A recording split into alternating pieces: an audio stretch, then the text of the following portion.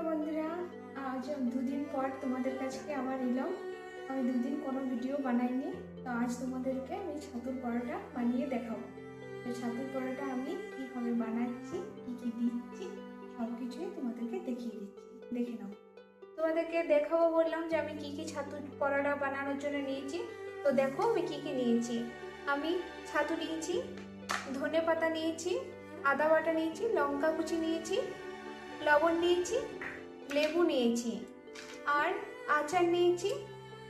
আর কোনো আমি ময়দা ব্যবহার করিনি, আটা নিয়েছি। তো আটাটা প্রথমে মাখবো, তারপর ছাতুটার সঙ্গে এই যাবতীয় যে জিনিসগুলো দেখালাম সব দেবো।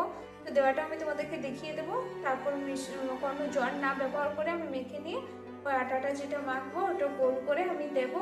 তো কীভাবে দিচ্ছি, কীভাবে বেলছি, আর কিভাবে এটা ছাতুটা আমি সব কিছু দিয়ে তৈরি করছি সব কিছু দেখাচ্ছি, তোমরা দেখতে থাকো। দেখো আমি আটা নিয়ে নিয়েছি, এবার আটাটার মধ্যে আমি একটু লবণ দিয়ে দেবো স্বাদ আনার জন্য। তো আমি একটু লবণও নিয়ে নিলাম, এটার মধ্যে দিয়ে দিলাম। এবার আমি আটাটাকে মেখে নেবো। তো আমি তোমাদেরকে একটা কথা বলবো, এটা দারুণ সুস্বাদু একটা জিনিস। তো ছট করে বানানো যায়, একটা টিফিন দেওয়ার জন্য, ছোট বাচ্চাদেরকে টিফিন দিতে ভালো হয়, নাস্তার জন্য এটা খুব সুন্দর। তো দেখো আমি কি করে করছি, আর আটাটা কিভাবে মেখে নিচ্ছি। তো আটা মাখতে সবাই জানো, তবুও আমি দেখিয়ে দিচ্ছি।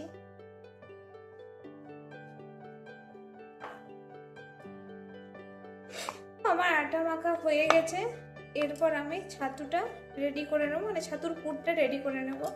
ছাতুর পুরটা কিভাবে করবো সেটাও দেখাচ্ছি। তো আটা মাখা তো আমার হয়ে গেছে, দেখতেই পাচ্ছ। আমার আটাটা একটু রেখে দিই, এবার ছাতুর পুরটা রেডি করি। ছাতুর পুরের জন্য আমি প্রথমে আদা কুচি দিয়ে দিচ্ছি, লঙ্কা কুচি দিয়ে দিচ্ছি, এগুলো সব কেটে ধুয়ে নিয়েছি, দিয়ে দিচ্ছি, আর ধনে পাতাটাও দিয়ে দিচ্ছি, লবণ দিয়ে দিচ্ছি। এবার আচারটা দেবো। তো ধনে কুচি, লঙ্কা কুচি আর আদা বাটা আর লবণ দেওয়া হয়ে গেছে। এরপর আমি আচারটা দিয়ে দেবো। দেখো আমি আচার নিয়েছি, এবার আচারটা দিয়ে দেবো, তারপর পুরো মেখে নেব। আচার বেশি দেওয়া যাবে না, দিলে একটু টক হয়ে যায়, তো খেতে একটু কেমন লাগে। তো যাদের আবার টক পছন্দ তারা একটু দিতেও পারো বেশি, কিন্তু আমি 1 চামচই দিচ্ছি, বেশি টক আমার পছন্দ না। আমার ছাতুর পুর ঝুরঝুরে করে হয়ে গেছে। এরপর আমি একটু লেবু দিয়ে দেবো। তো অর্ধেকটা লেবু আমি কেটে নিয়েছি, এবার আমি লেবুর রসটি এর মধ্যে দিয়ে দেবো। দেখো আমি লিটি করে নিচ্ছি, লিটিটা কেটে নিলাম। এরপর আমি গোল গোল করে নেব। তারপরে আমি কি করে ছাতুর পুরটা ভরবো তোমাদেরকে দেখিয়ে দেবো। একটু বড় বড় করে লিটি করে নিচ্ছি, কারণ পুরটা একটু বেশি দেবো।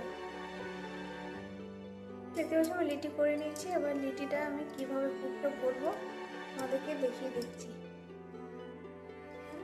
তো আমি হাতের সাহায্যে গোল গোল করে নিলাম। এরপর আমি এর মাঝে আমি এই ছাতুর পুরটা দিয়ে দেব। ছাতুর পুরটা আমি দিয়ে দিচ্ছি। এবার হালকা হাতে প্রেস করবো এটাকে, তারপরে মুড়ে নেব। তো কীভাবে মুড়ছি দেখে নাও। প্রথম আমার ছাতুর পুরটা দেওয়া হয়ে গেছে লিটির মধ্যে, এবার আমি মুড়ছি কীভাবে দেখতে পাচ্ছ। মুড়ে নিলাম। এরপর আমি গোল করে নেব, হালকা হাতে একটু করে টিপে টিপে এটাকে আমি গোল করে নিচ্ছি। এরপর আমি বেলনা চাকতির সাহায্যে বেলে নেব। আমার পুর ভরা হয়ে গেছে লিটির মধ্যে। এরপর আমি বেলে নেব। তো বেলে নেওয়ার জন্য হালকা একটু আটার ব্যবহার করলাম। এরপর আমি বেলনা চাকতির সাহায্যে বেলে নিচ্ছি। একদম হালকা করে চাপ দিয়ে দিয়ে বেলতে হবে, না হলে ফেটে যাবে, ভিতরে তো পুর দেওয়া রয়েছে না। আমার বেলা হয়ে গেছে। এরপর আমি তাওয়ার মধ্যে এটা দিয়ে দিচ্ছি, সেঁকে নেব 2 মিনিট। এভাবে সেঁকবো তল সাইড, তারপর উপর সাইড, তারপর আমি তেল দেবো। তো দেখো আমার 2 মিনিট হয়ে গেছে, তলটা সেঁকানো হয়ে গেছে। এবার আমি পাল্টে নেব, তারপর 2 মিনিট পর আমি তেল দেবো। আমার ছাতুর পরোটা সেঁকা হয়ে গেছে। এরপর আমি তেল দিয়ে পুরো ভেজে নেব। তো দেখতেই পাচ্ছ যে আমি ভাজছি। আমার ছাতুর পরোটা কেমন হয়েছে তোমরা বলো। বন্ধুরা, আমার ছাতুর পরোটা হয়ে গেছে। নাস্তার জন্য এটাও দুর্দান্ত একটা রেসিপি, আর টিফিন নিয়ে যাওয়ার জন্য ছোট বাচ্চাদেরও আর বড়দের অফিস নিয়ে যাওয়ার জন্য একটা টিফিন দুর্দান্ত। তো আমার তো ছাতুর পরোটা আমার হয়ে গেছে। তো ছাতুর পরোটা কি করে করলাম, কেমনভাবে ছাতুটা মাখলাম, কিভাবে পুরটা রেডি করলাম, কিভাবে বেললাম, সব কিছু তোমাদেরকে দেখিয়ে দিয়েছি।